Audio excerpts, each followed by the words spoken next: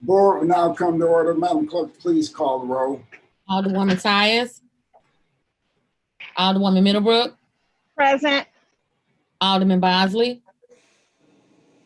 Alderwoman Evans. Present. Alderwoman Hubbard. Present. Alderwoman Garcia. Present. Alderman. Thank you. Alderman Coder. Here. Alderwoman Rice. Present. Alderman Gunther. Here. Alderman Vollmer. Present. Alderwoman Martin. Present. Alderwoman Grass. Present. Alderwoman Murphy. Here. Alderwoman Howard. Present. Alderwoman Green. Present. Alderman Oldenburg. Present. Alderman Rhodey. Present. Alderman Todd. Present. Alderwoman Davis. Present. Alderwoman Spencer. Present. Alderman Muhammad. Alderman Boyd. Present. Alderman Vaccaro. Present. Alderman Narayan. Alderman Cone. Alderwoman Clark Hubbard. Here. Present. Alderwoman Boyd. Present. Alderwoman Navarro. Present. President Reed. Here. Alderwoman Tyus. Alderman Bosley. Alderman Muhammad. Alderman Narayan. 25 present. Quorum being present, we will begin today's meeting with prayer, giving all honor to God, Almighty God, source of all authority. We humbly ask guidance in our deliberations and wisdom in our conclusions. Amen. We will take up under special order of the day our courtesy resolutions calendar. Alderman from the 14th, you're recognized. Yes, Mr. President and esteemed colleagues, I'd like to present resolution number 66, honoring the victims of communist regime. No, Alderwoman, would you like to move to suspend the rules? I would like to move to suspend the rules, sorry. To introduce resolution 66. To introduce courtesy resolution 66. It's been moved by the Alderman from the 14th. Entertain a second on that motion. Second. Seconded by the Alderman from the 22nd. Any discussion? Madam Clerk, please call the roll. Alderwoman Tyus. Alderwoman Middlebrook. Aye. Alderman Bosley. I'm having camera problems, but Alderwoman Evans. Aye. Alderwoman Hubbard.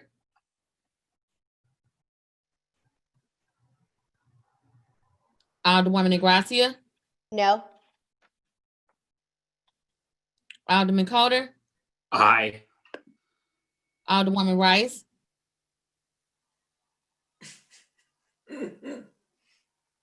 Alderman Gunther. No.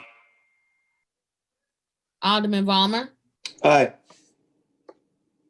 Alderwoman Martin. Alderwoman Grass. Aye. Alderwoman Murphy. Aye. Alderwoman Howard. Aye. Alderwoman Green. No. Alderman Oldenburg. Aye. Alderman Rhodey. Rhodey's aye. Alderman Todd. Good morning. Alderwoman Davis. Aye. Alderwoman Spencer.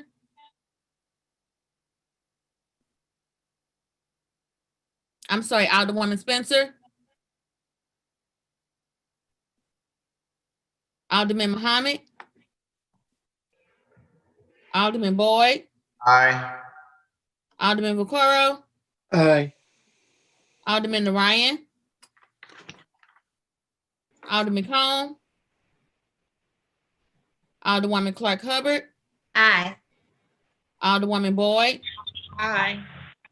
Alderwoman Navarro, Aye. President Reed, Aye. Alderwoman Tyus, Present, because I couldn't hear what was being said. Alderwoman Hubbard,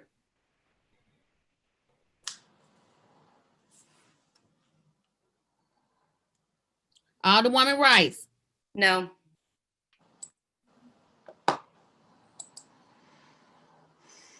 Alderwoman Martin, Aye.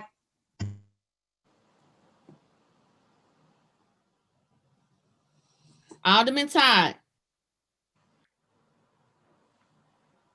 No.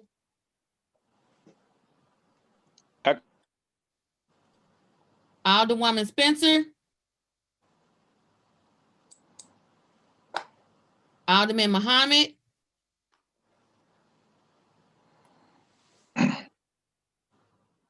Alderman Narayan, Alderman Cone. Aye. Madam Clerk, did you get Alderman Tyus? No. Yes, sir, I did. Thank you. 19 aye votes, 5 no votes, and 1 present. The vote, you sustain the motion of the Alderwoman from the 14th. Madam Clerk, please place courtesy resolution 66 on the courtesy resolution.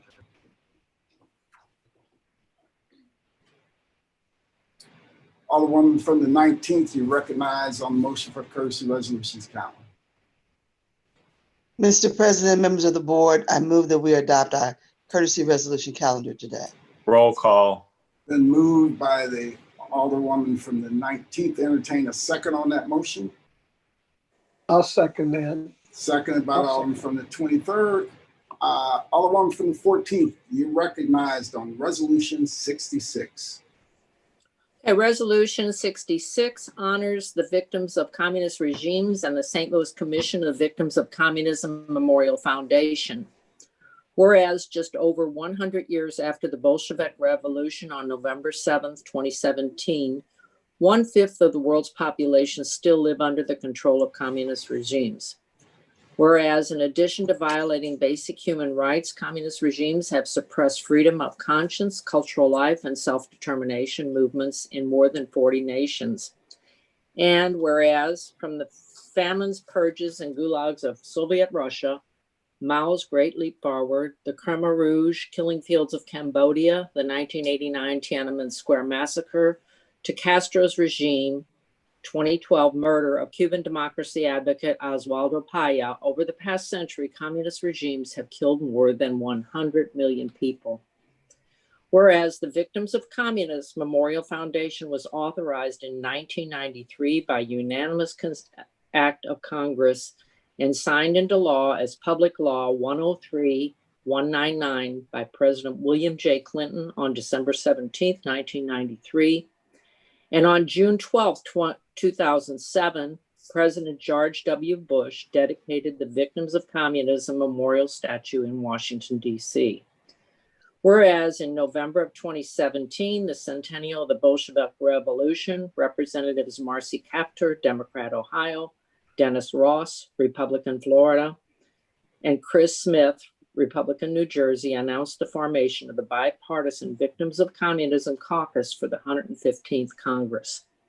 And whereas the Victims of Communism Caucus championed designating November 7th as Victims of Communism Memorial Day, and in 2019, Representative Dan Lipinski, Democrat of Illinois, the co-chair of the Victims of Communism Caucus, introduced a House resolution listing the many crimes committed by communist regimes, resulting in the murder of 100 million people, expressing support for this designation. And whereas during the current session of Missouri's General Assembly, House Concurrent Resolution 59 was introduced, and on May 1st, 2020, it was placed on the Chamber's informal third reading calendar. And whereas House Concurrent Resolution 59 calls for the General Assembly to designate November 7th of each year as Victims of Communism Memorial Day. Whereas Alabama, Arkansas, Idaho, Illinois, Pennsylvania, South Carolina, Texas, Utah, and Virginia have pending legislation or have passed legislation designating November 7th as Victims of Communism Memorial Day in their state. Whereas many residents of St. Louis have fled communist regimes, including those of Vietnam, Nicaragua, China, Cambodia, and Venezuela, for a better life in the United States. And whereas in August of 2019, the Victims of Communism Memorial Foundation established a St. Louis commission in order to educate future generations about the ideology, history, and brutal legacy of communism, and to advocate for the freedom of those who are still captives of communist regimes. Now, therefore, it be resolved by the Board of Aldermen of the City of St. Louis that we pause in our deliberations to recognize and honor the many St. Louisans who were victims or are victims of communist regimes, who now enrich our city and the members of the St. Louis Commission of the Victims of Communism Memorial Foundation, who work tirelessly on this issue. We further direct the clerk of the board to prepare a formal copy of this resolution to the end that it might be presented in time, place, and to those deemed appropriate by the sponsor. Introduced today, November 6th.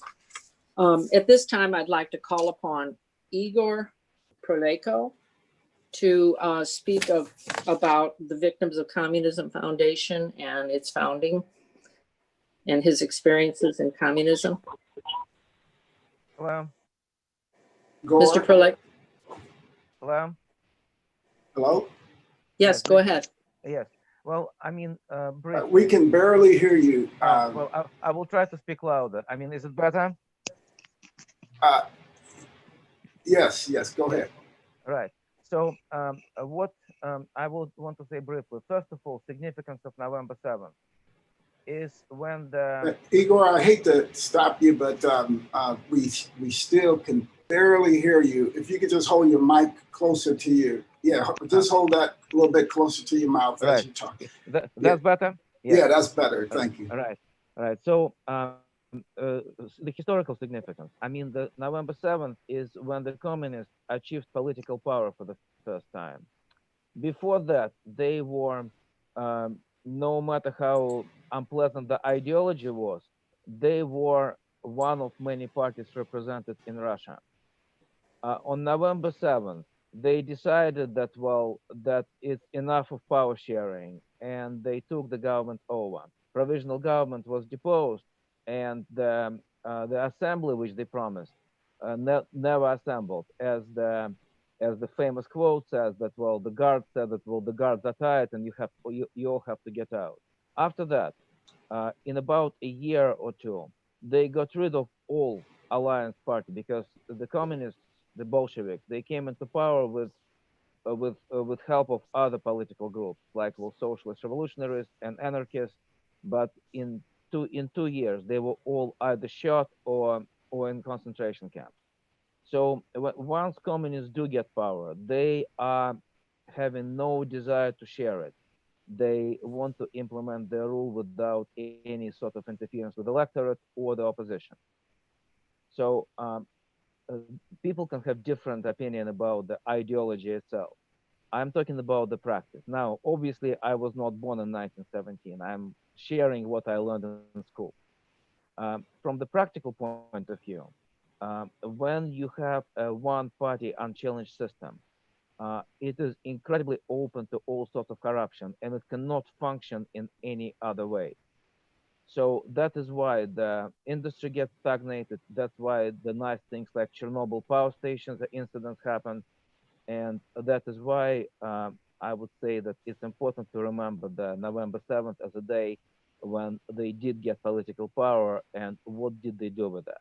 Now, one could argue it was just a phenomenon of Russia or Eastern Europe. Unfortunately, what happened in Far East or what happens in Latin America shows that the techniques they used did not change in all this time.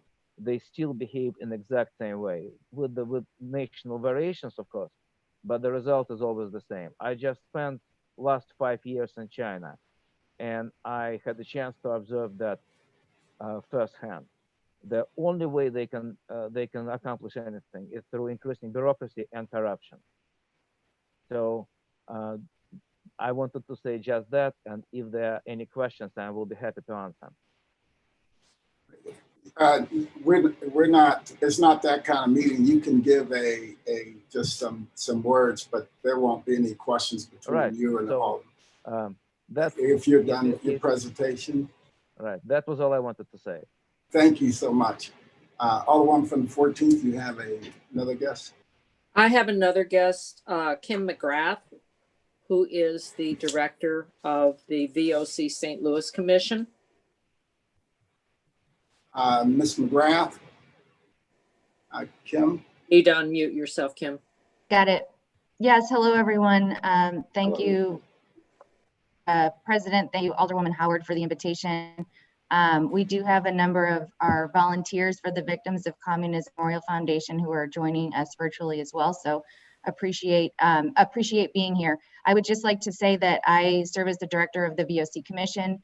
We support the educational mission of educating future generations of the lived reality of communism. So we're a nonprofit human rights, as you heard in the Alderwoman's statement, that we have been around since 1993 and have formed the first ever commission here in St. Louis. We know St. Louis is a history of welcoming immigrants like Igor and others. So very happy to be here while this has been presented to the Board of Aldermen. And we very much are supportive of the stance of creating November 7th as Victims of Communism Day, as a testament to those who have perished under these regimes, for both our citizens of the city of St. Louisan, for St. Louisans, those in the city of St. Louis, and those around the world who are currently suffering under communism. That's about 20% of the world's population. So we'd like to thank you all for this time, and thanks to Alderwoman Howard and to the board. Thank you. Alderwoman Howard, any further? I would just like to recognize Ashley Davis, Murray Bissett, Ashley Davis, Director of Public Affairs for Victims of Communism National Organization, Murray Bissett, Director of Academic Affairs for the National Organization, Luis Pardo Lazo, volunteer, Igor, who spoke, Lena Fish, who is also a volunteer, for joining us today, and recognizing that tomorrow is a very special day, and that we as St. Louisans support the movement of the victims of communism. Right, thank you. Thank you. Alderwoman Ties, Alderwoman from the First Ward. I'm sorry. I wanted a point of order. I had to go back down to be able to hear. Are we doing first reading of resolutions? No, this is a courtesy resolutions. So the Alderwoman from the 14th Ward suspended the rules to introduce Resolution 66 to the courtesy resolutions calendar. So this is not 64? No. So we're not doing 64? Okay, I didn't know what we were. Okay. Yeah, we'll do that once we get to that point. Okay, thank you. All right, thank you. Also just want to, thank Alderwoman from the 14th, and also Kim McGrath, Igor, and everyone that is working to inform the public of the atrocities that have been part of the history of planet Earth as it relates to communism. And, to the victims of communism that now call St. Louis home, I think it is more than fitting that we recognize this day and recognize the struggles that them and their family members have gone under and have endured related to communism. So, Alderwoman from the 14th, I thank you for this courtesy resolution. I ask that you add my name to it. Thank you. And I ask that you also bring this back again so that we can continue to recognize the things that have happened under communism and how it isn't this glory thing that people continue to hold it up as. Any further discussion? Any full, Alderman from the 17th. Oh, I'm sorry. I'd like to add my name as well, Mr. President. Madam Clerk, please make note of that. Alderman from the 19th. You're muted, I'm sorry. Sorry. Please add my name. Madam Clerk, please make note of that. Add the Alderman from the 19th's name. Alderman from the 10th. Please add my name also, sir. Madam Clerk, please make note of that. Alderman from the 2nd. Please add my name.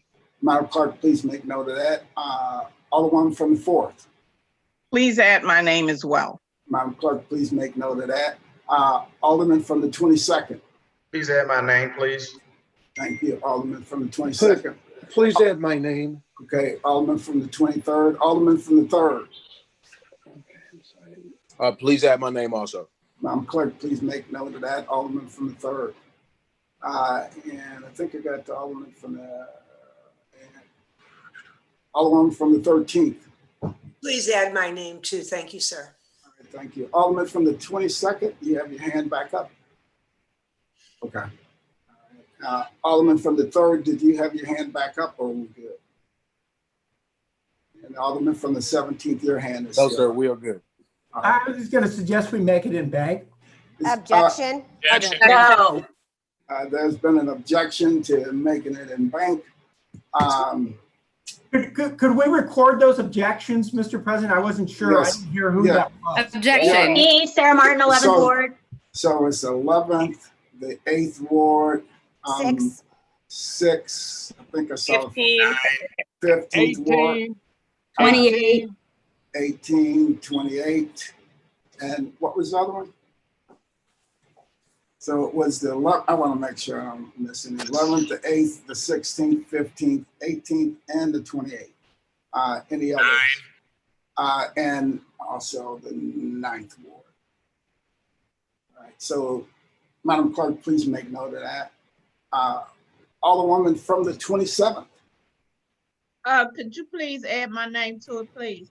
Thank you. Madam Clerk, please make note of that. Add Alderwoman from 27. Alderwoman from the 12th. Please add my name also. Madam Clerk, please make note of that. Alderwoman from the 12th. Alderman from the 7th. Thank you, Mr. President. Could you please add my name as well? Yes. Madam Clerk, please make note of that. Alderman from the 7th. Any further? Alderwoman from the 8th. Thank you, Mr. President, and thank you, Alderwoman from the 14th, for bringing up this discussion. I think that there are absolutely victims of human rights offenses around the world that should be lifted up, should be recognized, should be understood for what happened. I do just want to point out that this resolution is drafted off of ALEC, the American Legislative Exchange. They are a right-wing model legislation drafter around the United States. They are the reason that our state legislatures have pushed such extreme legislation over the last couple of decades. And I think that it is a very dangerous path for the St. Louis Board of Aldermen to be following down, to be supporting this type of legislation. So I respectfully object. Alderman from the 9th.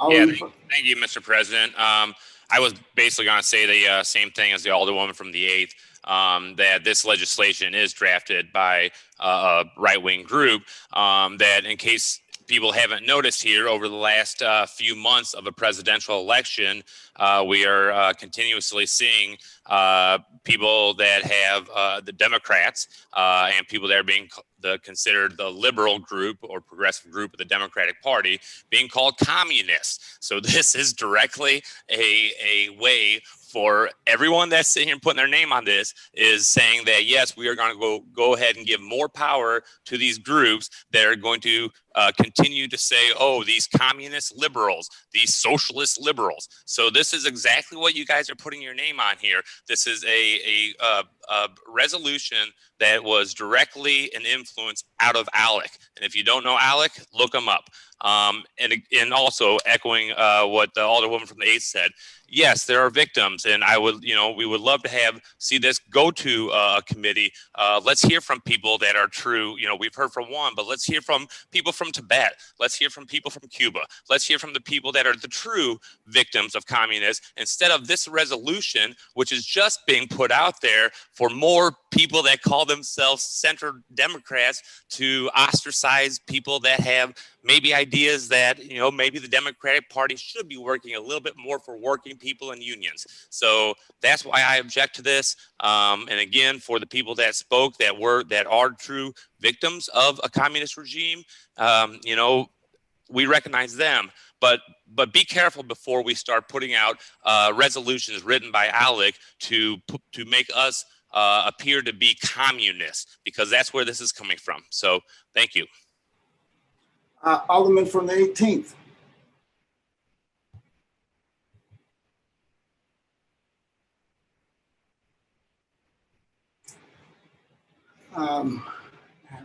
Alderman from the 18th.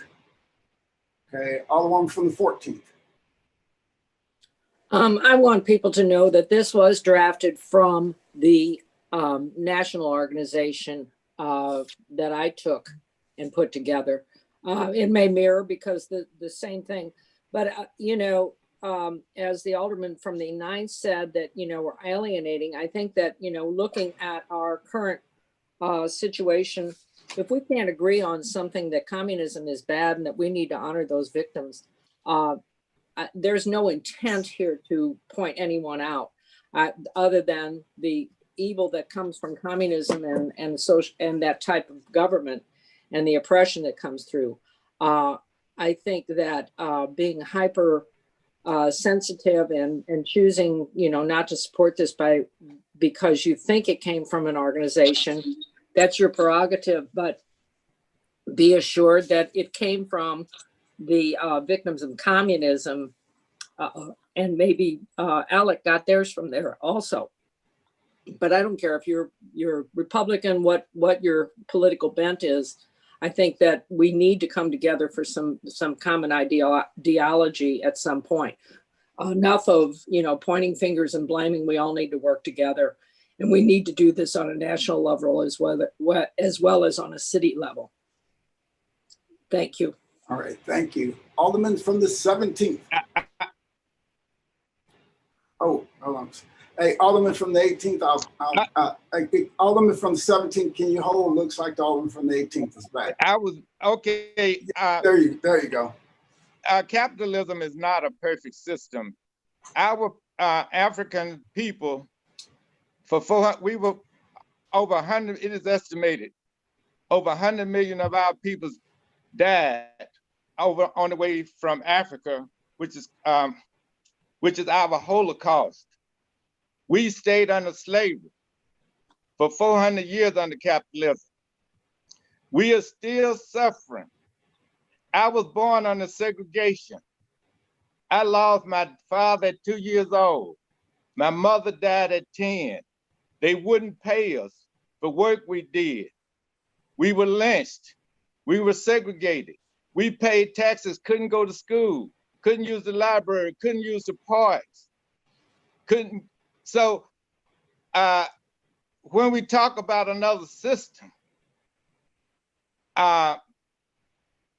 capitalism itself we need to realize that capitalism is not a perfect system, neither. It has had, and I've never lived under communism, so I don't know what communism is like.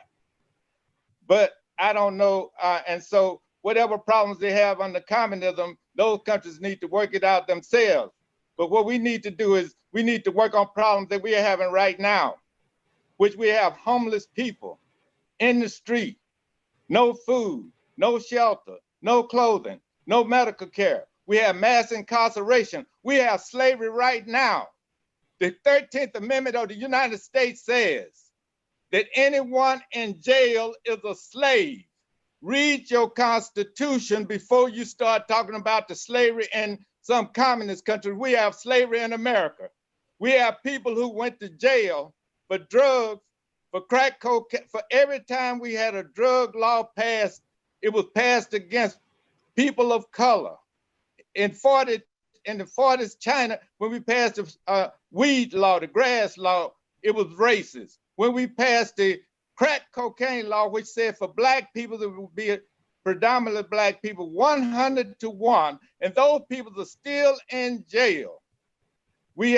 So when we start talking about slavery, look at your Constitution and let's start working on the slavery in our country. Then maybe we'll be a model for other countries. Thank you. Thank you. Alderman from the 17th.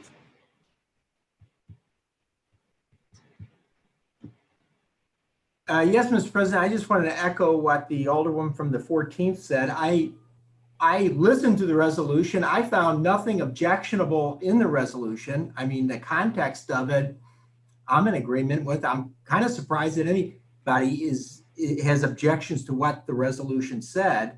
And I guess I had hoped that we had just had a national election. I think we need some healing to get to the point where we object to stuff because someone wrote it that we don't agree with. I mean, we may very well not agree with somebody on a whole bunch of issues, but when you take the context of what was in that resolution, I have trouble finding why anybody would find that objectionable. We go through a period of time, I guess through national elections, we want to go ahead and we have everybody selling grievances about what's wrong with our country, and we get very, very negative and all the problems that we have with our country, and certainly there are plenty of them. It's not necessarily an evil.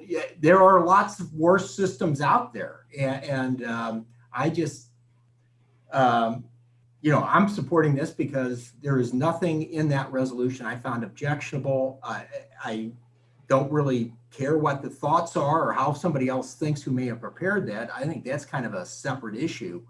The context of the content of that resolution, though, I think is fairly straightforward and something I would hope most people would agree with. But in any event, I'm sorry if its contents offend someone, and I certainly do not direct. I don't see anything in there how that accuses anybody of. Anyway, I'm done. Thank you. All right, thank you. Alderman from the 11th. Thank you, Mr. President. I just want to read something. This was brought up in Jefferson City for the legislature to pass, and I just want to read the late Professor David Robertson's comments. They were featured in the Springfield News Leader. At first glance, Robertson said, Chipman's resolution is a consensus measure underscoring Trump's effort to establish a day honoring victims of totalitarian oppression. And quote, but another agenda is potentially more partisan, he said, which is to demonstrate to constituents legislators opposition to communism anywhere and everywhere, which in conservative parts of Missouri is very, very popular. It also serves as a potential theme in the upcoming 2020 election as Republican candidates argue that they are taking a firmer stand against communism and socialism than Democrats. Thank you. All right, thank you. Alderman from the 25th.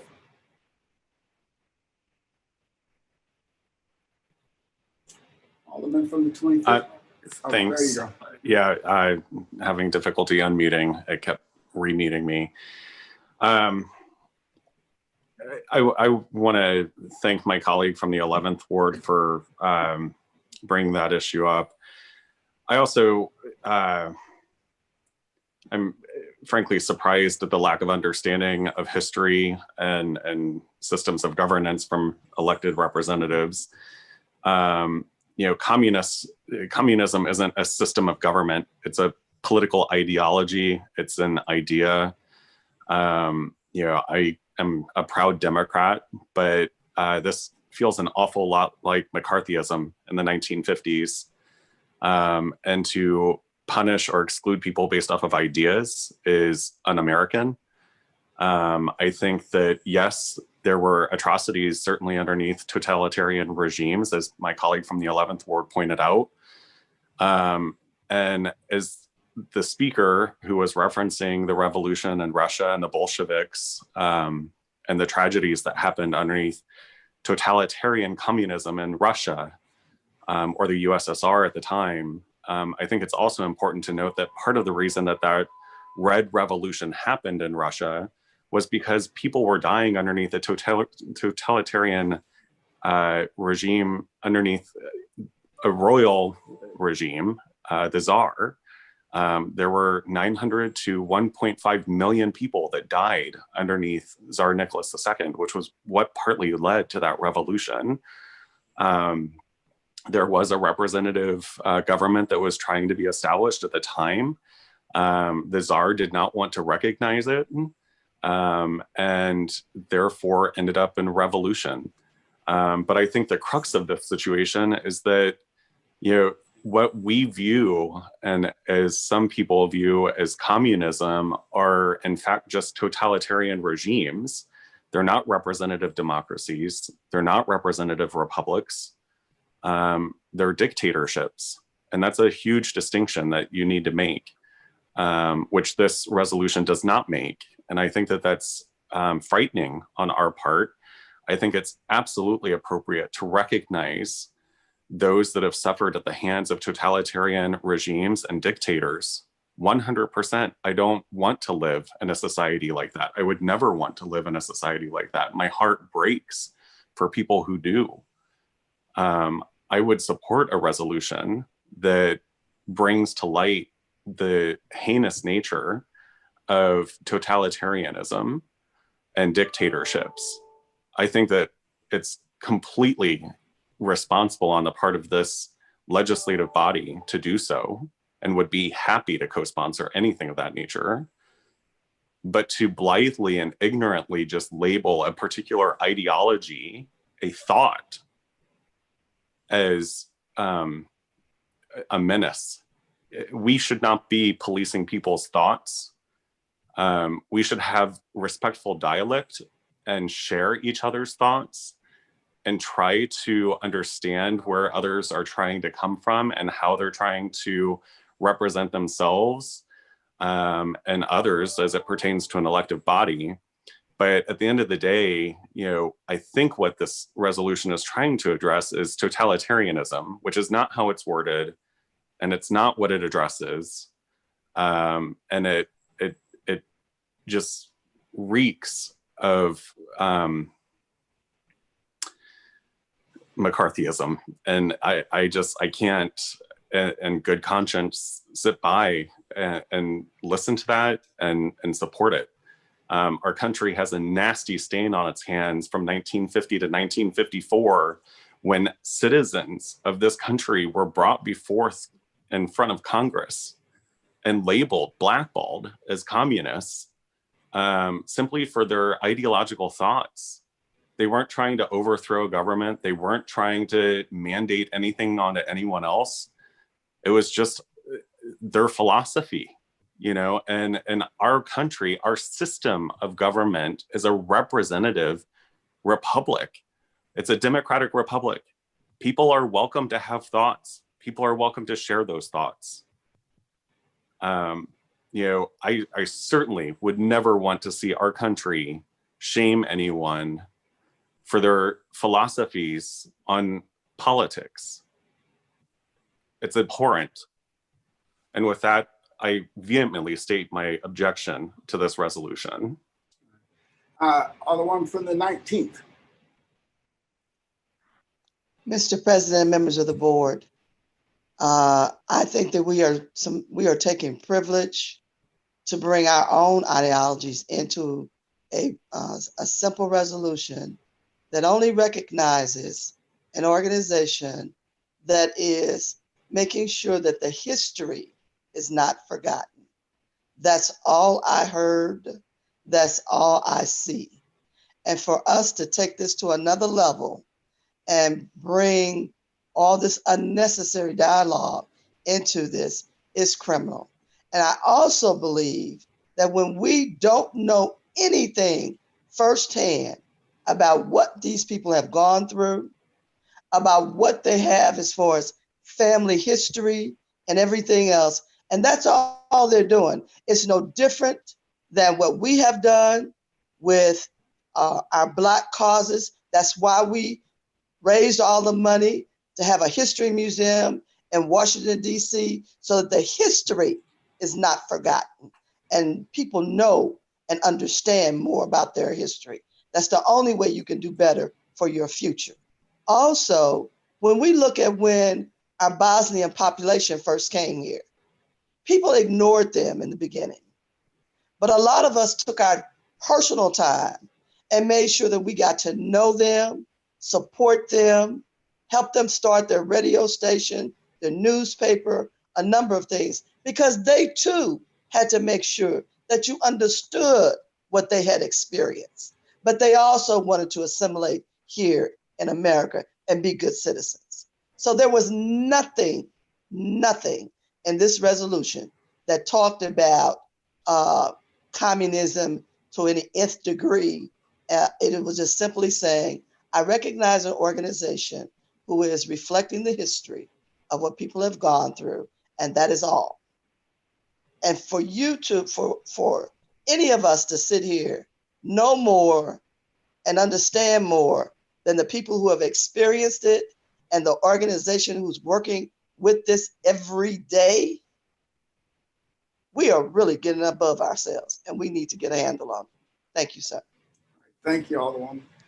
Alderwoman from the 14th. Thank you, Alderwoman from the 19th. This resolution is only to recognize those victims that have suffered under communism, just to make it perfectly clear. There is no pointing anyone out here.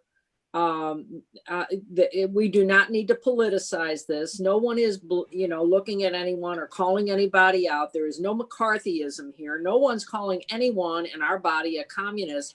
We are recognizing those people that have fled, and the organization designed to educate people about the history of communism.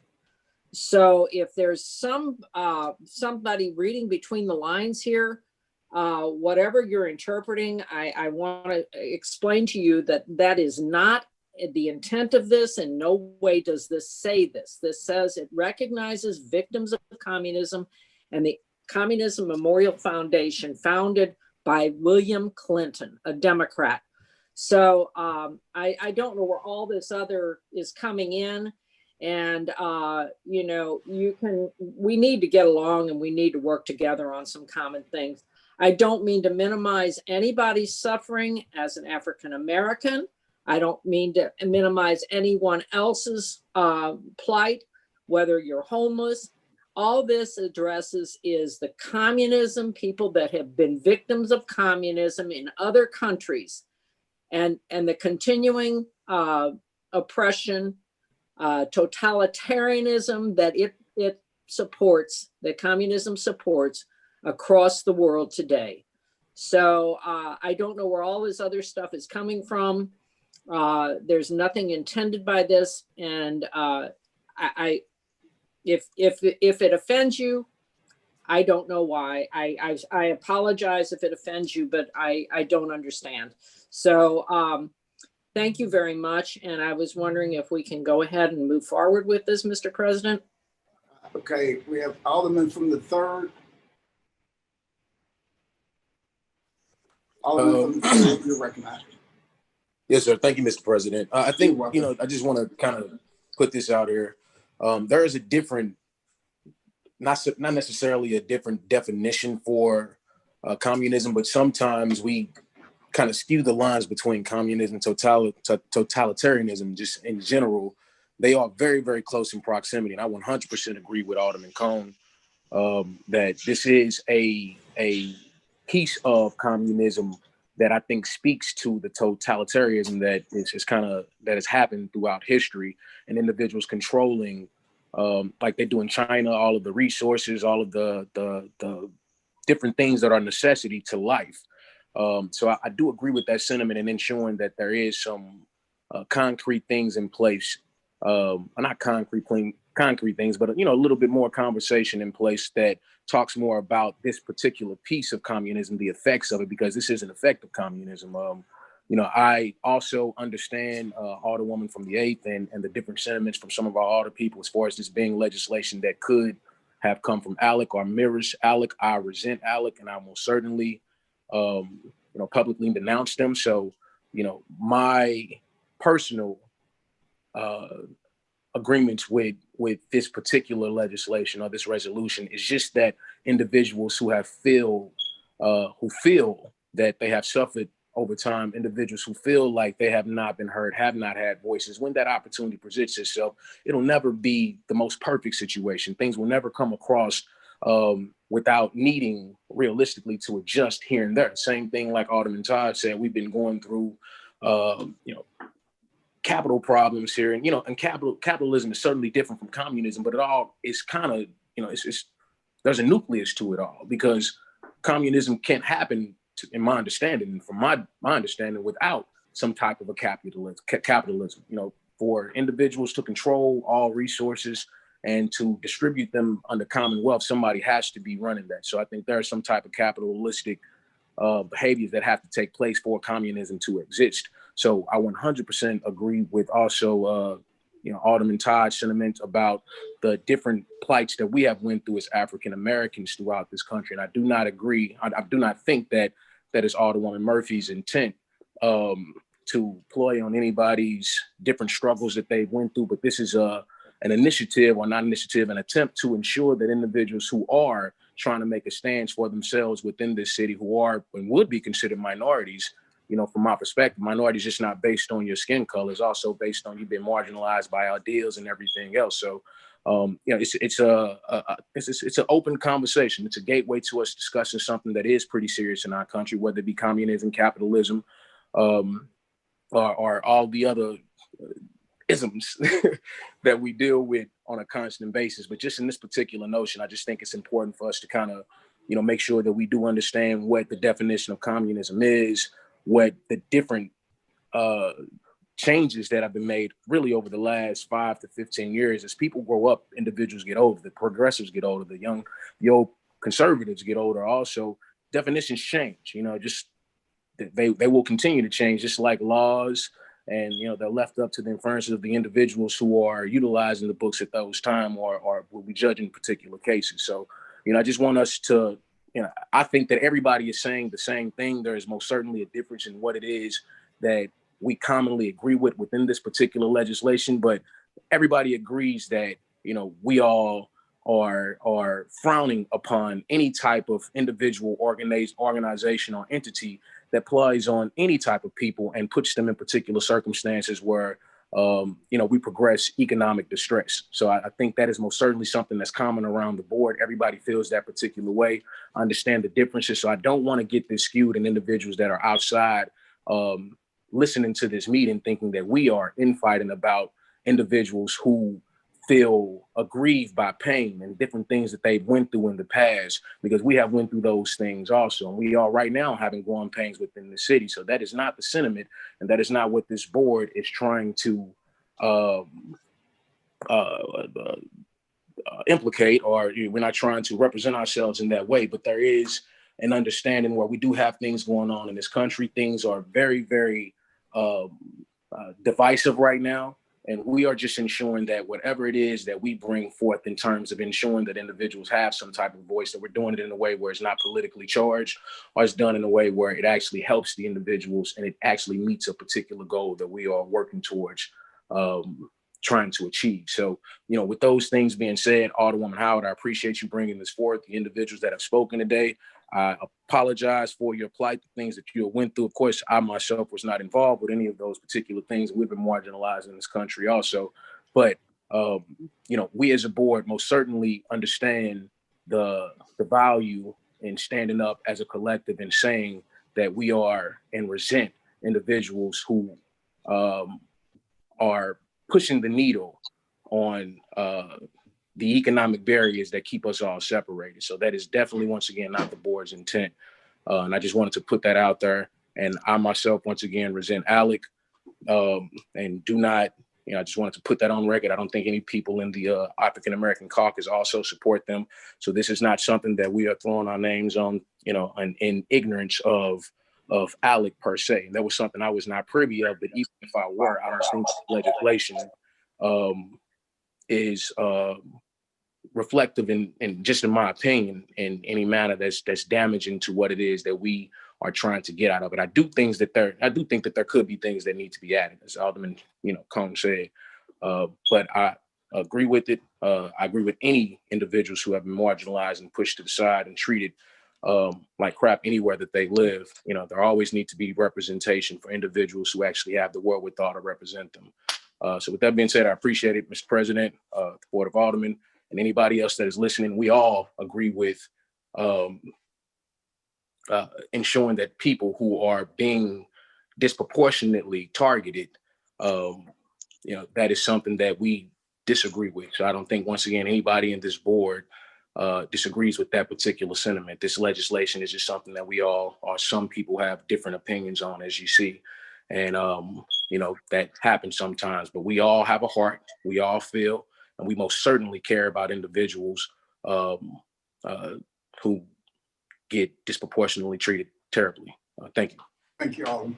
Alderman from the 25th.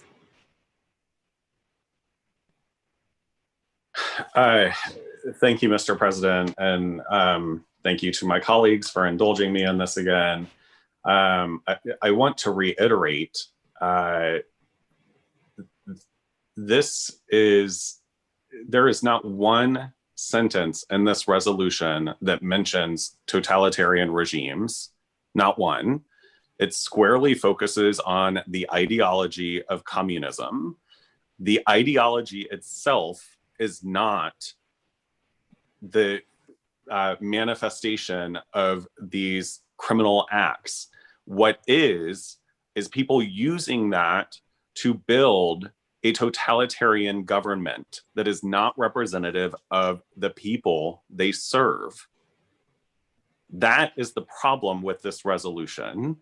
We have other totalitarian regimes currently in this world that have atrocities being committed underneath them that are not communists.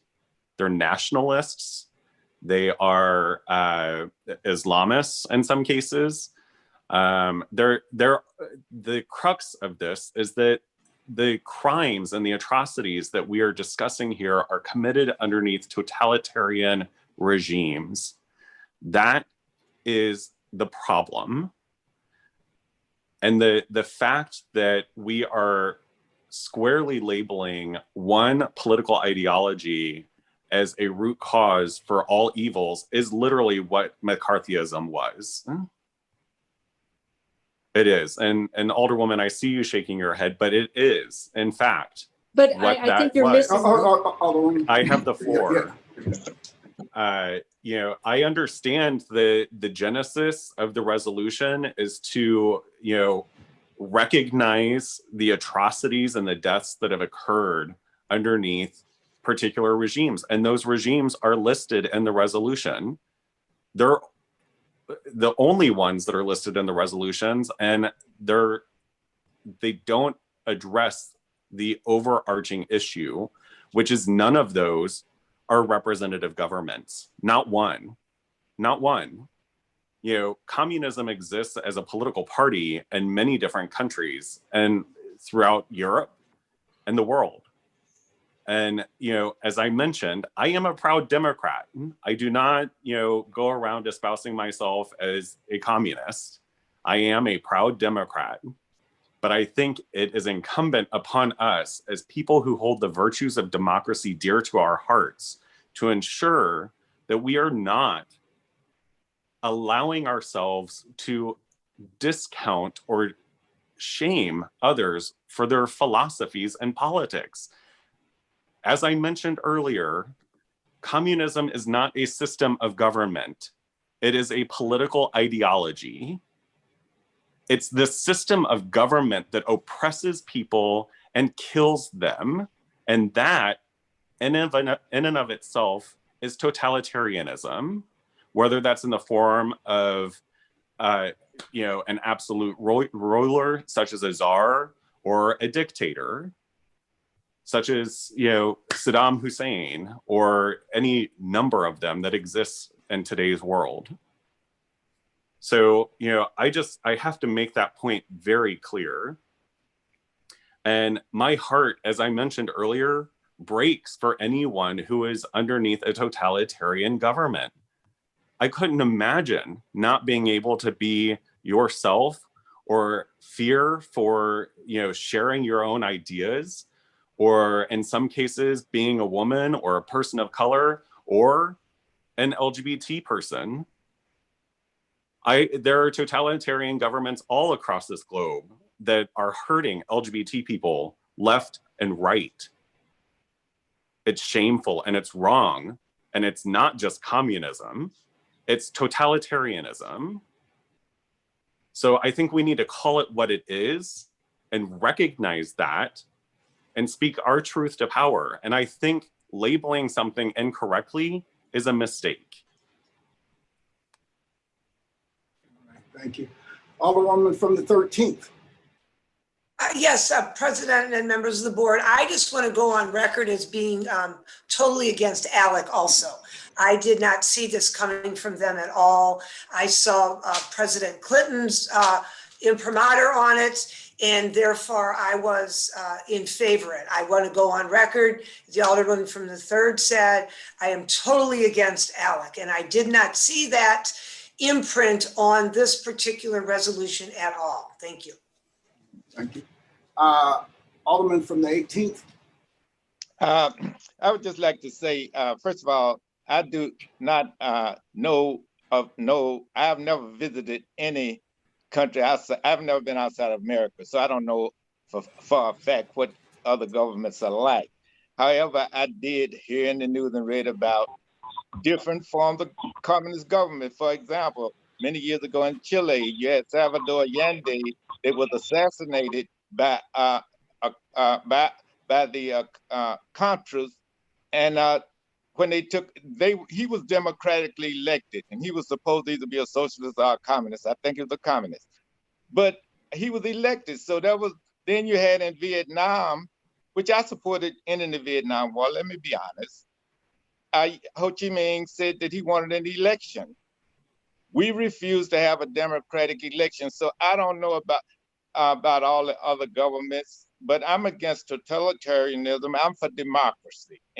But it's up to the countries themselves how they want to run their government. But I'm also totally against, again, there are these dictators, whether they on all these different continents, whether it be in Africa, most of them, in my opinion, and I don't have all the information, are dictators and totalitarian. They don't vote, many of them, one-party systems, but we don't, not only in Africa, Asia, Australia, where Asia, Africa, there are many governments that are not democratic. But my main point is, as I said, and finally, we have to look at our government. We would not have capitalism if we hadn't had slavery. That's just a fact.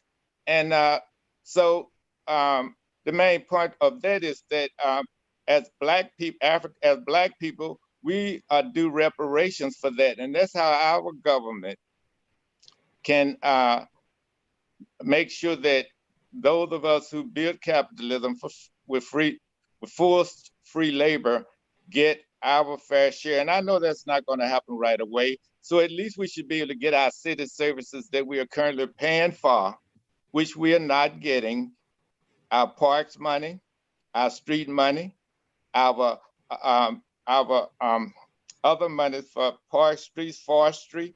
Look at, I'm just talking about drug treatment. These things that we could do in our society. I'm not just talking about empty words, talking about you vote and then get absolutely nothing for your vote.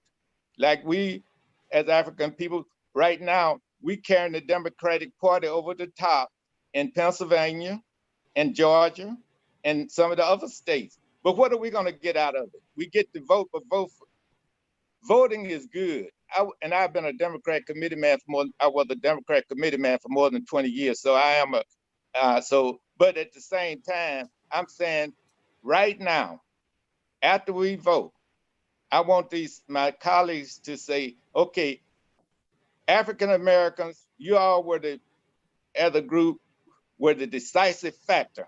Now, since you were the decisive factor, let my people go, Pharaoh, out of the prisons. That's what I'm saying, that they're only because of drugs, use of drugs, for example. Provide us with the services that we are paying for out of our tax money.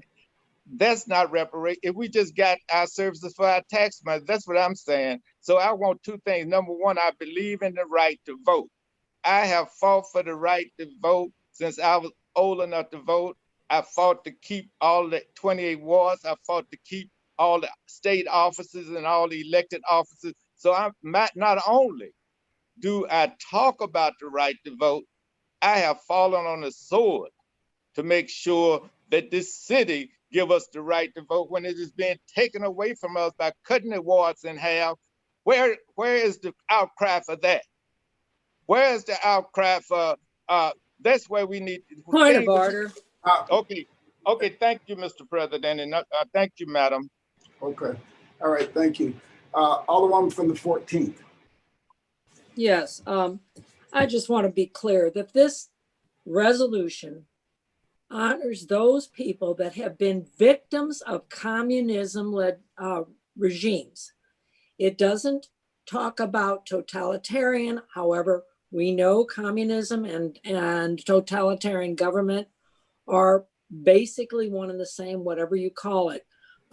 Most communist regimes are totalitarian. Many things did emanate from this. I don't say that I'm perfecting the whole government structure by bringing this. It is just to recognize those people that have suffered under the oppression of the communist regimes, that we want to go forward and let people know about how they have suffered. Okay, it's not to minimize anybody else's suffering, African-American slavery, whatever else. But this is just to recognize them and their plight, and to recognize November 7th as the anniversary of when the Bolshevik resolution took over. It's a courtesy resolution. We are not putting any legislation in here. It is just to recognize those people. And if I would like to just call the question and move forward with this. There are several state legislators, both Democrats and Republican, supporting this in the State House to make it legislation. So at this time, I would like to just call the question and move forward and take a vote on this. And one more thing, Alec did not draft this. This comes from, I worked with the VOC on this. So whatever, there is out there for Alec, and whether you support Alec or not, it has nothing to do with this. This is to recognize victims of communism. Several of them are on the call again today with us. So I would like to have a courtesy resolution recognizing the victims of communism, and tomorrow is November 7th, that day. All right, it's been moved by the Alderman from the 14th that we call the question. Entertain a second on that motion. Entertain a second. Seconded by the Alderman from the 10th. That's a non-debatable motion. A vote. Point of order. Point of order. Alderwoman, please state your point of order. Point of order, and I hate this because being the chair of rules sometimes is hard. Once there was an objection to this being a courtesy resolution, just like you do with anything courtesy, this has to move according to, and I'll read you the rule, according to Rule 98, once there's been an objection, this has to be moved from the courtesy resolution to the regular rules calendar. So this cannot be a courtesy resolution. If you want me to read it verbatim, I will. But Rule 98 does not permit it to be a courtesy resolution once it has been an objection. Alderwoman, I understand that there no one objected to it being on the courtesy resolutions calendar. So it's still on the courtesy resolutions calendar as of right now. There's been a motion. There's been a motion. I'm sorry, Mr. President. I did hear the Alderman from the 25th object, and in fact asked for a roll call when he objected. He I asked for a roll call. He did not ask that it be moved off the courtesy resolutions calendar. So, okay, so this is what it never says. happened. I'm sorry, Mr. President, because I understand what's going on, but what it says here is all resolutions placed on the courtesy resolution shall be adopted at one time upon motion by the president unless there is an objection by any member, in which case the resolution shall be referred to the resolution calendar to be considered at the same meeting. So it still can be considered, it just should not be on the courtesy resolution. Once I've said that, my conscience is clear as the chair of rules. I'll move on. Thank you very much. All right. Thank you, Alderwoman. And I agree, and I also know the rule, but there was not an objection to move it off of the courtesy resolution calendar. That never happened. There's been various different people just object to adding their name to the resolution and those sorts of things. But no one has asked that it be moved off the courtesy resolution calendar. We now have before us a motion to call the question. So a vote of aye will end further debate on this matter and move us directly to the vote on the courtesy resolutions calendar. Madam Clerk, please call the roll. Alderwoman Tyus. No. Alderwoman Middlebrook. Aye. Alderman Bosley. Aye. Aye. Alderwoman Evans. Aye. Alderwoman Hubbard. Alderwoman Ingracia. No. Alderman Coder. No. Alderwoman Rice. No. Alderman Gunther. No. Nope. Alderman Vollmer. Aye. Alderwoman Martin. No. Alderwoman Grass. Aye. Alderwoman Murphy. Aye. Alderwoman Howard. Aye. Alderwoman Green.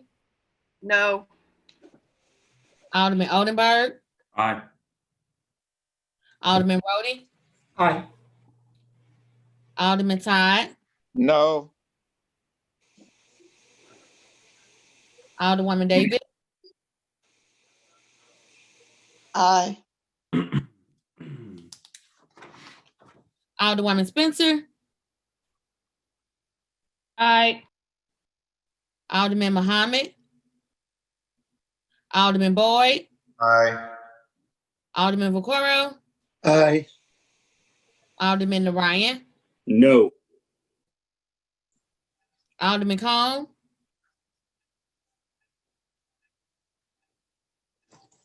No. Alderwoman Clark Hubbard. Aye. Alderwoman Boyd. Aye. Alderwoman Navarro. No. President Reed. Aye. Alderwoman Hubbard. Alderman Muhammad. 16 aye votes and 11 no votes.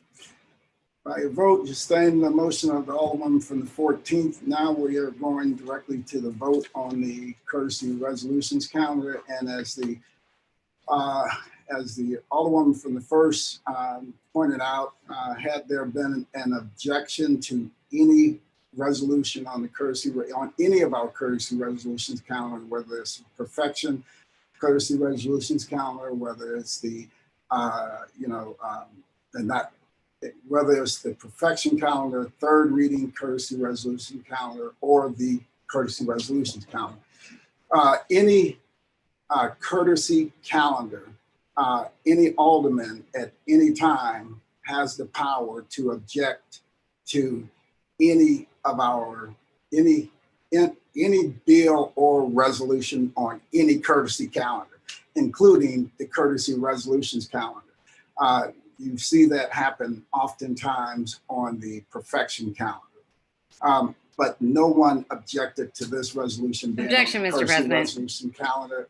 Objection. Alderwoman, no one objected to this resolution being on the courtesy resolutions calendar. Madam Clerk, please call the roll. Alderwoman Tyus. Alderwoman Middlebrook. Aye. Alderman Bosley.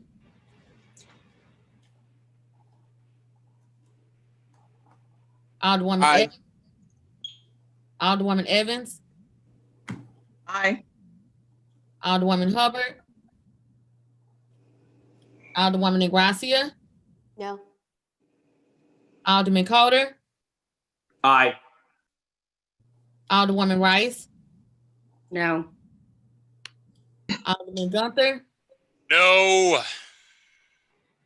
Alderman Balmer. Aye. Alderwoman Morton. No. Alderwoman Grass. Aye. Alderwoman Murphy.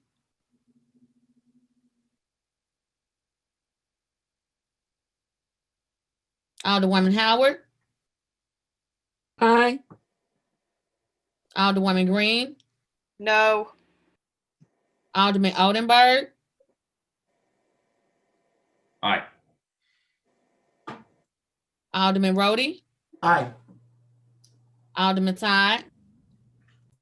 No. Alderwoman Davis. Aye.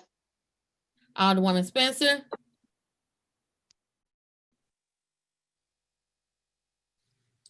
Alderman Muhammad. Alderman Boyd. Aye. Alderman Vaccaro. Aye. Aye. Alderman Narayan. No. Alderman Cone. No. Alderwoman Clark Hubbard. Aye. Alderwoman Boyd. Aye. Alderwoman Navarro.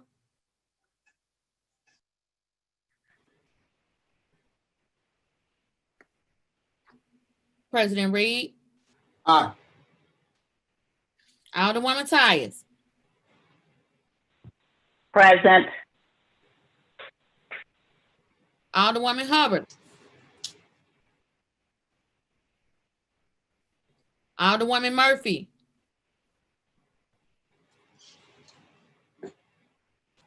Aye. What was it? I already voted. I didn't hear you. Alderwoman Spencer. No. Alderman Muhammad.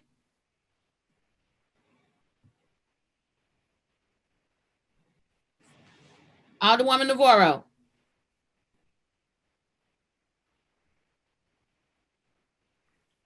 "17 aye votes, 8 no votes, and 1 present. I vote to sustain the motion of the Alderman from the 19th and adopted our courtesy resolutions calendar. Thank you. Introduction of honored guests. Any introduction of honored guests? Yes, I'd like to have as my honored guest Kathy Birch today, one of my Welcome, constituents. Welcome, Kathy. Appreciate you.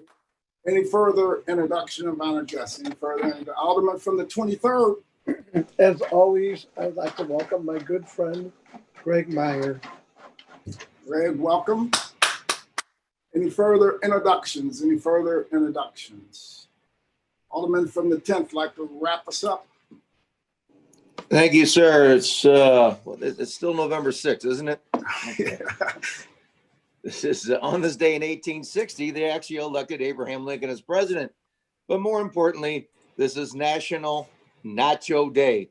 And I believe that all of us could agree that we hope that at the end of the day, our current president hears it's Nacho Day. That'll be good. That'll be really good. Approval of the minutes. Approval of the minutes Friday, October 30th, 2020. Alderman from the 22nd, you recognize on approval of the minutes. Mr. President, members of the board, I move for approval of the minutes dated October 30th, 2020. Moved by the Alderman from the 22nd, seconded by the Alderman from the 10th. Any discussion? All in favor signify by saying aye. Aye. Opposed? Motion carries. Report of city officials. Report of city officials can be found in A, B, and C of the agenda and has been placed in the Alderman's mailboxes. Dear members of the board, I have the pleasure to submit the following individuals for appointment to the Central West End South Special Special District Board. The appointment of Ms. Catherine Davis with a term ending December 31st, 2024. The reappointment of Mr. Todd Mandel with a term ending December 31st, 2022. I respectfully request your approval of the appointment. Sincerely, Lyda Cruzen, Mayor. Alderman from the 17th, you recognize on the mayor's appointment to the Central West End South Special Business District. Yes, Mr. President, I move to accept the mayor's appointment. Second. Moved by the Alderman from the 17th, seconded by the Alderman from the 10th. Any discussion? All in favor signify by saying aye. Aye. Opposed? Motion carries. Dispense with line item 7.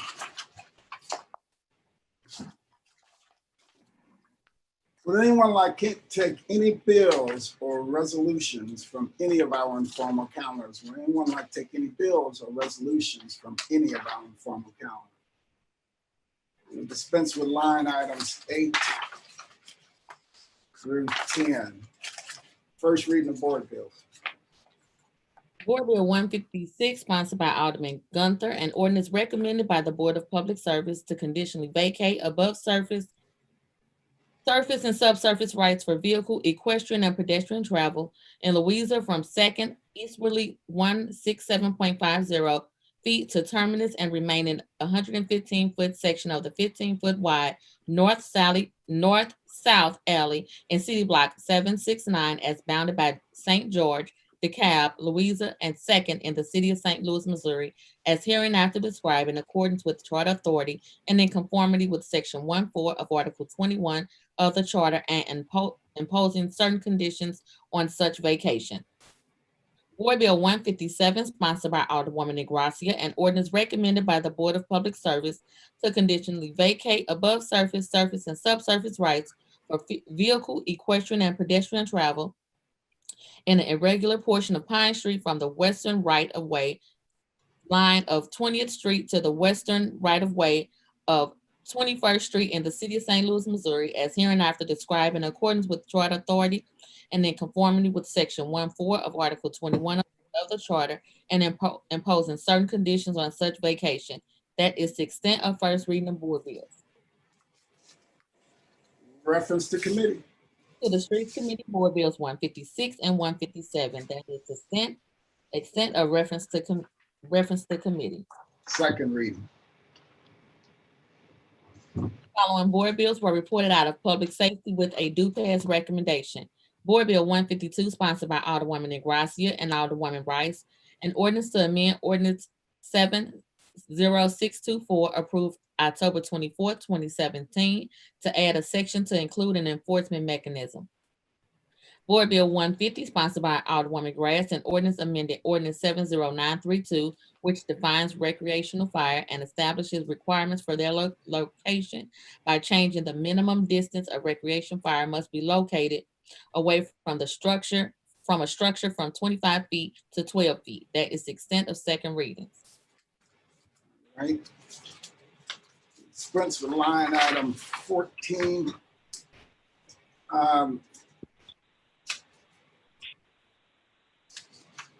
Clerk, can you place Board Bill 98 on the perfection informal calendar?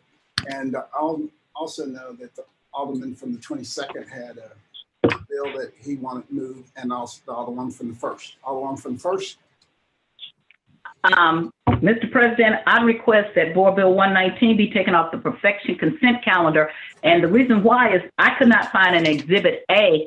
And so I wanted to give us time to add an Exhibit A, which is referred to in the board bill. Okay. So Board Bill 119, instead of being on the perfection consent calendar, we're moving it to the regular perfection calendar.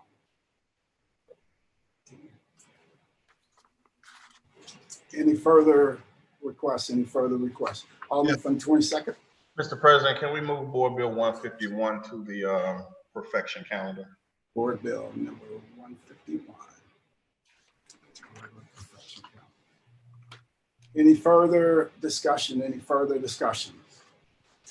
Board bills for the perfection consent calendar.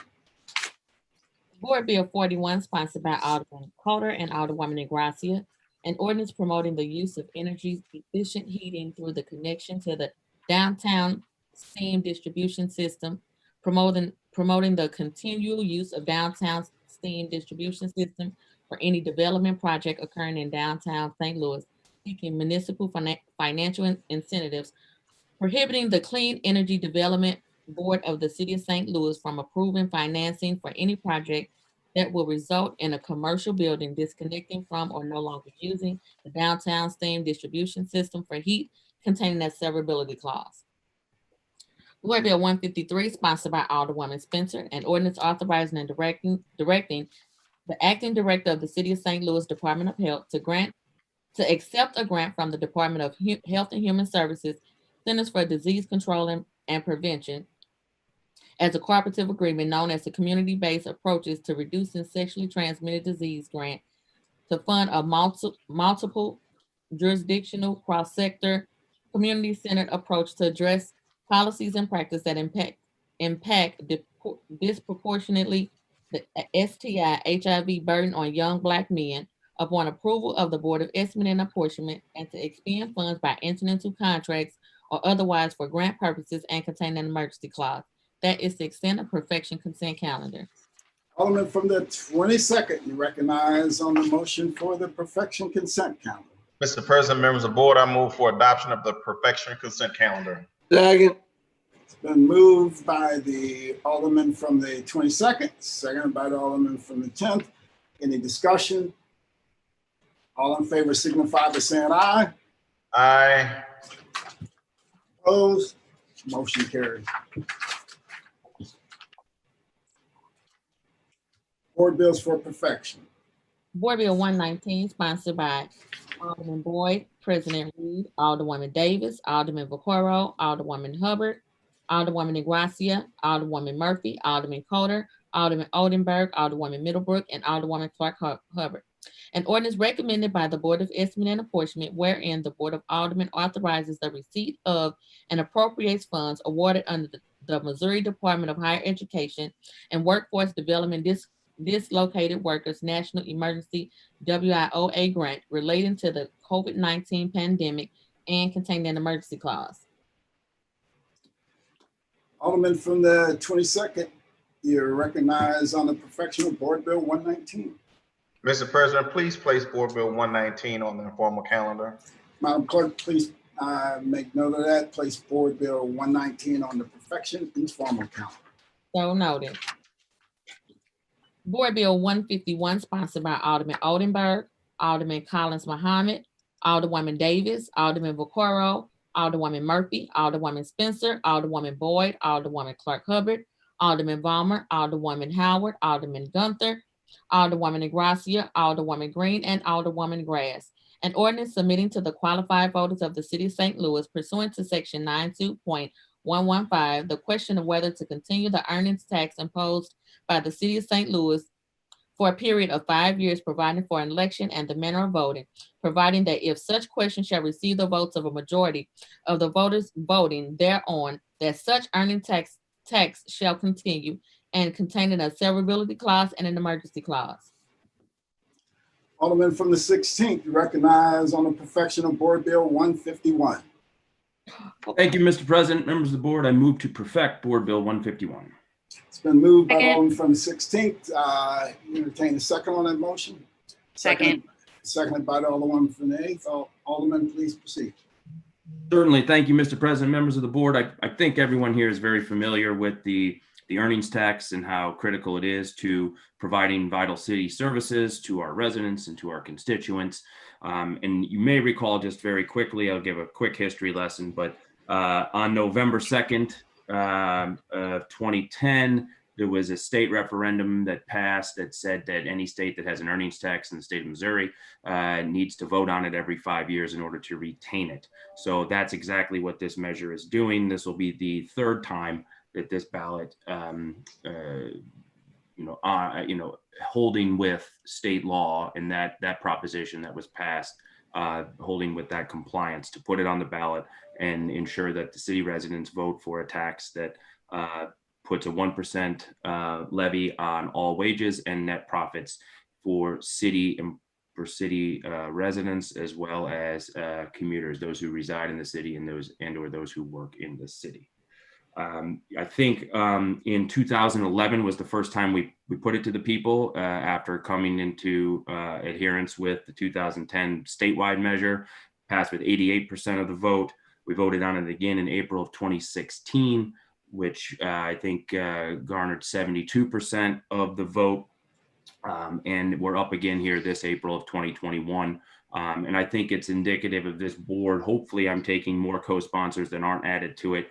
The hope here is that we send a message of the importance of this tax, which does make up about 36% of our general revenue fund. So I don't think I have to tell everyone how important it is.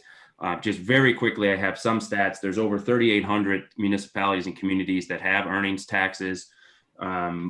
We are actually one of the lowest, I would say, of our analog cities: Baltimore, Cincinnati, Cleveland, Columbus, Louisville, Pittsburgh, Philadelphia, Detroit. They all are well north of 1%. So just Kansas City and St. Louis are really the lowest of those cities that I mentioned. The other thing about an earnings or wage tax here is that it grows with the economy. Unlike our sales tax, it tends to be pretty flat with relatively no growth. Additionally, there's much more fairness in an earnings tax than there is in regressive sales tax schemes. So with that, I'll certainly entertain questions, or if anyone else has comments, I'm sure we'll want to hear from them. Alderman from the 28th. Thank you, Mr. President. I just would like to have my name added as a co-sponsor, please. Madam Clerk, please make note of that. Add the Alderman from the 28th. Alderman from the 8th. Thank you, Mr. President. I thought I had gotten an email in, but I would like to be added as a co-sponsor. But if my colleagues would entertain, I would love to move to make this bill in bank. Second. Second. Objection. There's been an objection. And your name has been added, Alderman from the 8th. Thank you. Anything further? Alderman from the 22nd. Thank you, Mr. President, members of the board. I remember when the state legislature put this before the voters, and this was a great opportunity in which St. Louis and the Kansas City delegation actually met to try to map out a strategy to kind of defeat it when it went before the voters statewide. And it showed great collaboration. It was a good experience. It's something I certainly appreciated, something I wish we would do more of. But this is definitely something that the city of St. Louis cannot afford to just let go by. As the Alderman from the 16th Ward said, it's over a third of our budget. And it's something that we all need to rally behind and make sure that our voters clearly understand and they vote for it. It's imperative. So add my name as a co-sponsor, please. Thank you. Alderman from the 11th. I'd like to add my name. Thank you. All right, Madam Clerk, please make note of that. Alderman from the 11th. Please add my name. Hold on. Alderman from the 24th. Thank you, Mr. President. Could you please add my name to the bill? Yes. Alderman from the 17th. Alderman from the 17th. My name as well, please. Okay, Madam Clerk, please make note of that. Alderman 17th. Alderman from the 7th. Thank you, Mr. President. Please add my name. All right, Madam Clerk, please make note of that. Alderman from the 4th. You're muted. Mr. President, would you please add my name as well? Yeah, yes, got that. Thank you. Alderwoman from the 13th. Yes, President, please add my name. Thank you. Madam Clerk, please make note of that. Alderman from the 13th. Alderman from the 18th. Alderman, thank you, Mr. President. In my ward, there's the services are very bad. What I want to, I haven't made up my mind what I'm gonna do about this, but what I want to make a statement that look, it's good. I agree with the earning tax, just its concept, but the services for my ward, for example, I drive through the alleys to everywhere I go and drive back in my ward, and the tree limbs are hanging all over. You can't even get the tree limbs. We have dumping. The streets need paving. I want some of this earning. I want to guarantee. I want to ask the board, our honorable board, to work to make sure that this money, when we support it, that some of this, that our constituents get services for this money, and not just have not everything paying people who are not doing services. Let me be perfectly frank, because apparently, if services were being done, the streets would be paved, the dumping would be taken care of, the my cars wouldn't be scratched, potholes would be filled, and so once we get that money, that needs to happen. And right now, I'm not going on record saying anything. I want to see some results and some services from our constituents for the taxes they are paying. Thank you, Mr. President. Thank you. Alderman from the 2nd.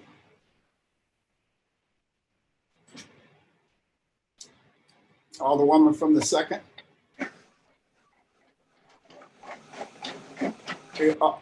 Alderwoman from the 2nd. We'll come back to the Alderman from the 2nd. Alderman from the 1st. Alderman from the 23rd. We already have. We have you recorded already. Alderman from the 23rd. We have you recorded already. Okay, thank you. I would just say my hand raising thing's not working for some. Okay, yeah, I saw you. I saw you. So we have you recorded. Madam Clerk, make sure that the Alderman from the 23rd is added. Alderman from the 1st. Mr. President, members of the board, I don't oppose the earnings tax. In fact, I support it. What I do oppose is that all these little special interests that we have that do not pay the earnings tax. This current mayor, when she was a very new alderperson, came and sponsored a board bill that was supposed to cost us only couple of $100,000 that has cost us millions of dollars, and that was for dividends and other special things. And so while we make the poorest of poor pay earnings tax, what I wish we would do is we would get rid of all those special exemptions. I actually sent a letter to some people, email to some people asking for all the different kinds of special exemptions we have for earnings tax. If we're going to have the poorest or the person who makes the least amount of money in the city pay the earnings tax, then we ought to make sure that everybody else is paying it too. That's why I don't want my name on it. Not that I don't support the earnings tax, but I support a fair across the board. If in fact we were going to exempt some people out, it would be the people at the lower end of the pay scale, not the people who make a lot of money. So that is why I did not want it in back, because I want to bring to forefront the fact that we continue to exempt not only the dividends, but all other kinds of things are exempted out of the earnings tax, which is often for people who make a lot of money, and that is unfair. And that is not the democratic process. I heard some people say about being proud Democrats. Well, we only got until March to be proud Democrats, because thanks to the people who told us how we can file, I will no longer be able to file as a Democrat. But I still have the democratic principle, and I believe in a strong Democratic Party. And I'm irritated that somebody would have enough nerves to tell me that I can't file as a Democrat. And one of the principles we have is treating people who have less, trying to make sure that they are taken care of and looked after. And so my concern is just not exempting out, and we as a board ought to come together and stop exempting out wealthy people. And if we're going to exempt out someone, exempt out the people who make less income. Thank you very much. Thank you. Alderman from the 23rd, your hand was up, it went down, and I understand now you want to. Alderman from the 23rd, you're recognized. I know you. There you go. So here's the thing. Yeah, if we don't put this on a ballot, I'm sure everybody understands, but I do want to just go on record. Then the earnings tax goes away. If the earnings tax goes away, they're going to have to find, we have 5 years in which to eliminate it. It eliminates itself a little each year. The only way they make up the difference is they had suggested that we would raise taxes on individuals. That's for sure. They would go to a land-based tax is also what they said. So not only will you be taxed more for your home and your cars, you're going to be taxed more for, this is 1/3 of our budget. So to even suggest that we're not supportive of keeping this on a ballot, putting it on a ballot, if it does not go on a ballot, the earnings tax goes away. That was a state vote and can never come back again. So by saying, by even, taking the risk that we don't stand united on this, the risk that this would fail will bankrupt the city. I mean, you're talking 1/3 of our budget. The earnings tax brings in more than the total cost of our public safety, with police, fire, and everything else. So we would have to make the money up. So I appreciate that people don't want to do this in bank, but I can tell you, make no bones about it. If this does not pass, the city will be bankrupt, and I don't see any other way around it. Or they will just tax everybody, and when you talk about poor people, they will get taxed harder, because right now the earnings tax only taxes the people that have jobs. If you're retired, if you're not working, you don't pay that earnings tax. People that do not live in the city but work in the city pay that earnings tax. So they're paying for the roads or helping pay for the roads they drive on. The county would love, the employees that don't live in the city that work here would love to see us not stand united on this. They would love to see this fail. So for those that are new and maybe just don't even understand this was put on the ballot. It has to be put on every 5 years or it goes away. And when it goes away, it could never come back. So I just wanted to make sure everybody understood. And there's just really no reason we should not be united on this. Thank you. Thank you. Alderman from the 2nd. Alderwoman from the 2nd.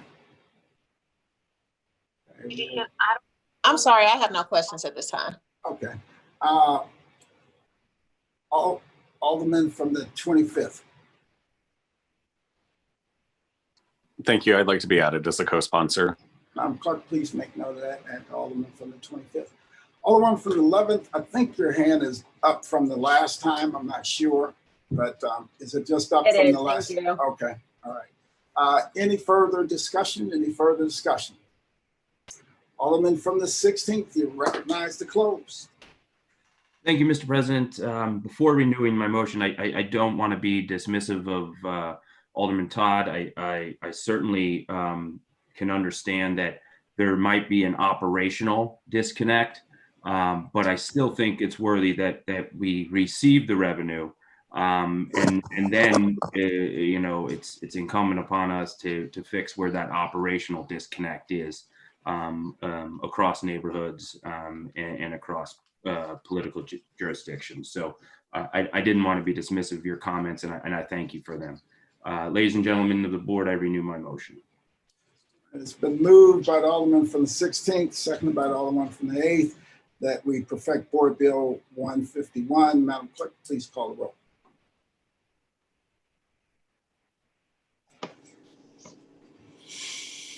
Alderwoman Tyus. Aye.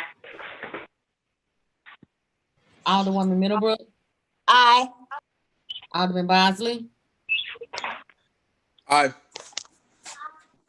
Alderwoman Evans. Aye. Alderwoman Hubbard. Alderwoman Gracia. Aye. Alderman Coder. Aye. Alderwoman Rice. Aye. Alderman Gunther. Alderman Vollmer, Aye. Alderwoman Martin, Aye. Alderwoman Grass, Aye. Alderwoman Murphy, Aye. Alderwoman Howard, Aye. Alderwoman Green, Aye. Alderman Oldenburg, Aye. Alderman Rhodey, Aye. Alderman Todd, Aye, with the understanding, with the statement from. Alderman Alderman Yvette. Davis, Aye. Alderwoman Spencer, Aye. Alderman Muhammad, Alderman Boyd,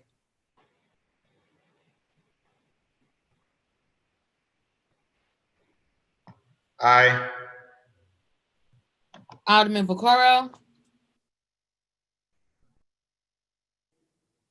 Aye.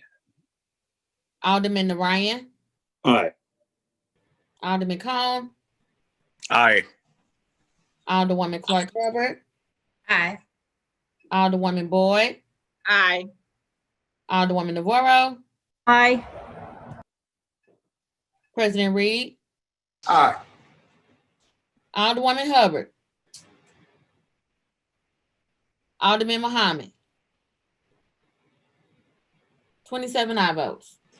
By vote, you sustain the motion, Alderman from the 16th and perfected Board Bill 151. To the Alderman from the 18th, and anyone, and this is also for the newer Alderman, it's an important thing to understand that you have an opportunity to add text to the journal to explain your vote. So you can do that. Just get it to the clerk and that explains your vote. Okay, thank you so much. Sorry for the mistake. That's all right. That's all right. That is the extent of board bills for perfection. Third reading consent.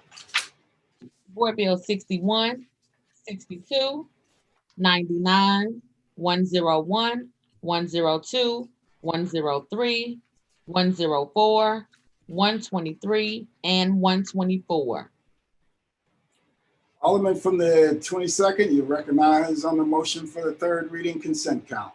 Mr. President, members of the board, I move for adoption of the third reading consent calendar. Second. Moved by the Alderman from the 22nd, seconded by the Alderman from the 10th. Any discussion? Any discussion? It's been moved by the Alderman from 22nd, seconded by the Alderman from the 10th, that we third read and finally pass the aforementioned bills. Madam Clerk, please call the roll. Alderwoman Tyus. Aye. Alderwoman Middlebrook. Aye. Alderman Bosley.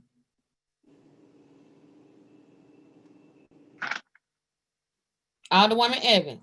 Aye. Alderwoman Hubbard. Alderwoman Ingracia. Aye. Alderman Coder. Aye. Alderwoman Rice. Aye. Alderman Gunther. Aye. Alderman Vollmer. Aye. Alderwoman Martin. Aye. Alderwoman Grass. Aye. Alderwoman Murphy. Aye. Alderwoman Howard. Aye. Alderwoman Green. Aye. Alderman Oldenburg. Aye. Alderman Rhodey. Aye. Alderman Todd. Aye. Alderwoman Davis. Aye. Alderwoman Spencer. Aye. Alderman Muhammad. Alderman Boyd. Aye. Alderman Vaccaro. Aye. Alderman Narayan. Aye. Alderman Cone.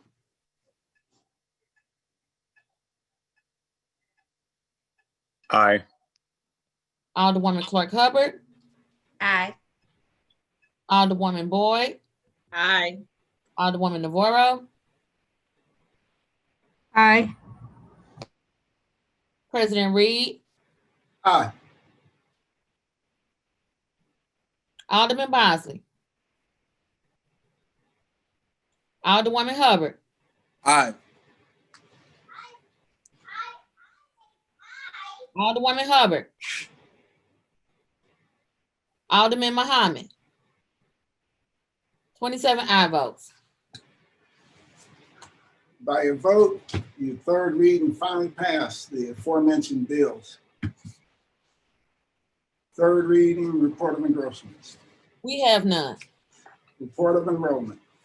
Board Bill 61, 62, 99, 101, 102, 103, 104, 123, and 124. All other business being suspended, the president shall in open session affix his signature hereto to the end that these may become law.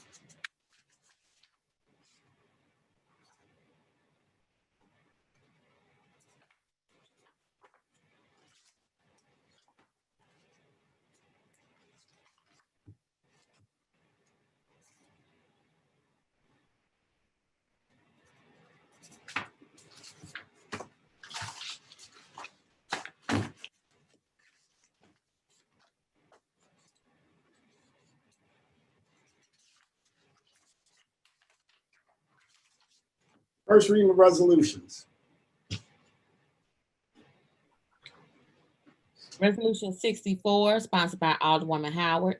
Victims of Communism Memorial Day. Alderman from the 14th, you recognize on the first reading of resolution 64. Yes, this resolution would memorialize November 7th as Victims of Communism Day in the city of St. Louis. And I would like to have it placed in committee.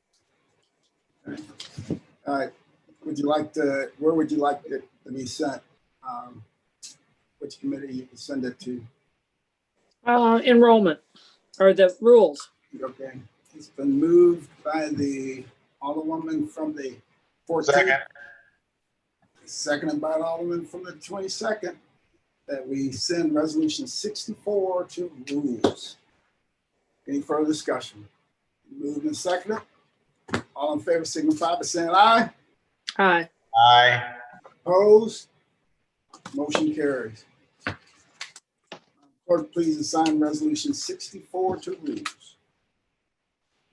So noted. That is the extent of first reading of resolutions. Second reading. We have none. Miscellaneous and unfinished business. We have none. Announcements. Monday, November the 9th, 2020, legislation will have a meeting via webinar at 1 p.m.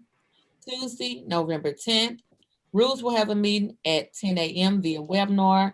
Wednesday, November the 11th, The office is closed in honor of Veterans Day. Friday, November 13th, 2020, full board meeting, 10 a.m. via webinar. That is the extent of the announcements. Any further announcements? Alderman from the 22nd. Yes, Mr. President, members of the board, I would just like to salute all veterans on Veterans Day next week. Let's give them a big salute. And thank you all for and service. Alderman from the 1st. Mr. President, members of the board, I'd just like to remind the Rules Committee that we normally meet Wednesday at 10 o'clock, but since we're closed, we're going to meet Tuesday at 10 a.m. Perfect. Thank you, Alderman. Alderman from the 8th. Thank you, Mr. President and colleagues. Just want to highlight again our soaring COVID-19 infection and hospitalization numbers in our region and ask that we continue to encourage our constituents to remain vigilant, to wear masks, to not gather in large groups, to stay safe as we go forward. We do not want to have to ration care at our hospitals, and it's up to us to lead, to ask our constituents to follow good public health procedure. So thank you all. All right, thank you all. Any further announcements? Any further announcements? Alderman from the 22nd, you recognize on the motion to excuse. Mr. President, members of the board, I move to excuse the Alderman from the 21st ward due to necessary absences. Moved by the Alderman from the 22nd. Entertain a second on that motion. Second. Seconded by the Alderwoman from the from the 1st. Any discussion? All in favor signify by saying aye. Aye. Aye. Opposed, motion carries. Alderman from 22nd, you are recognized on the motion to adjourn. Mr. President, members of the board, I move to adjourn till Friday, November 13th, 2020, 10 a.m. webinar. Second. Moved by Alderman from 22nd, seconded by Alderman from 13th and Alderman from 14th. All in favor signify by saying aye. Aye. Aye. Opposed? We stand adjourned. Thank you all. Have a good weekend, safe week, and let's hope those results come in soon. Oh, here, here.